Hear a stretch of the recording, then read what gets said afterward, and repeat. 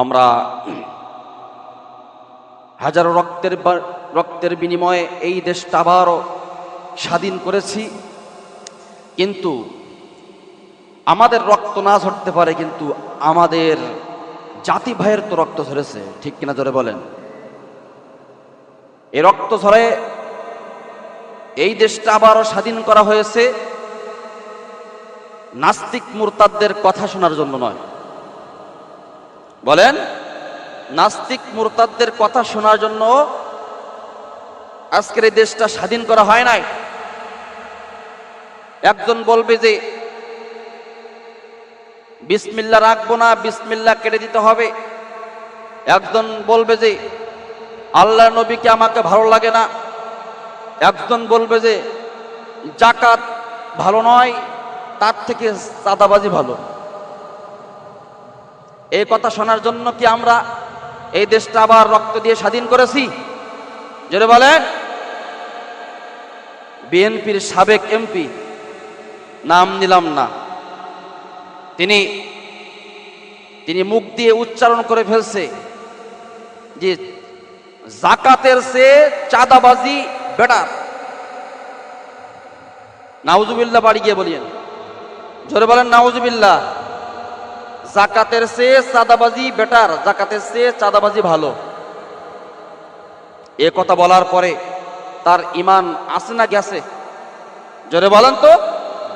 গেছে, তার ঈমান নাই, কারণ সে আল্লাহর ফরজ ইবাদত লঙ্ঘন করেছে।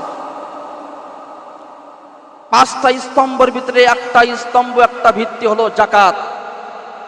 আল্লাহ তাআলা কুরআনুল কারীমের নামাজের কথা, সালাতের কথা যেখানে বলেছে, জাকাতের কথাও সেখানে বলেছে। তোমার যদি এতই প্রয়োজন হয়, তোমার দলের ব্যক্তিবর্গদেরকে তুমি বলো, তাদের ধোলাই করো। তোমার যদি এতই প্রয়োজন হয়, তুমি তোমার পরিবারদেরকে ধোলাই করো। কিন্তু এমন জায়গায় একটা হাত দিয়েছে যেটা ফরজ লঙ্ঘন করে ফেলেছে। আমরা সুষ্ঠু বিচার চাই, এই যে কথাটা বলেছে, ফরজ লঙ্ঘনের কথা যে বলেছে, আমরা সবাই একত্রে সুষ্ঠু বিচার চাই না আমরা? কারণ আল্লাহ তাআলার বিধান জাকাত। জাকাত হলো ফরজ বিধান। জাকাত আপনার গরিবদের হক আদায়ের করার জন্য। আর চাঁদাবাজি হলো শাস্তি, চাঁদাবাজি হলো শাস্তি প্রদানের জন্য। কেন এই কথা বলা হলো? আমরা মাননীয় প্রধানমন্ত্রীর কাছে আমরা আহ্বান করব, আমরা দাবি জানাবো, অনতি বিলম্বে তাকে মানুষের সামনে এনে তাকে শাস্তি দেওয়ার জন্য। দেবালোকে প্রকাশ্যে তাকে শাস্তি দিতে হবে, কারণ আল্লাহ তাআলার ফরজ লঙ্ঘন করেছে, ফরজ ইবাদতকে অস্বীকার করেছে, তাকে মৃত্যুদণ্ড দেওয়ার দরকার। কথা বল ঠিক কিনা?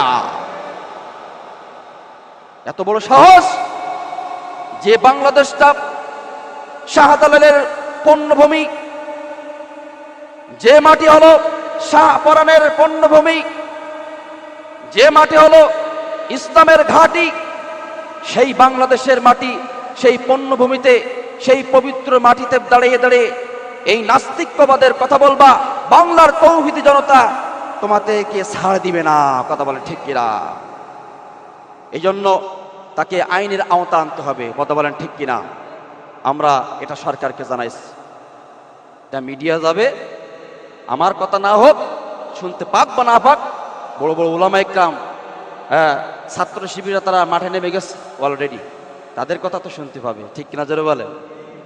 সুতরাং আমরা এদের অ্যাকশন নিতে হবে।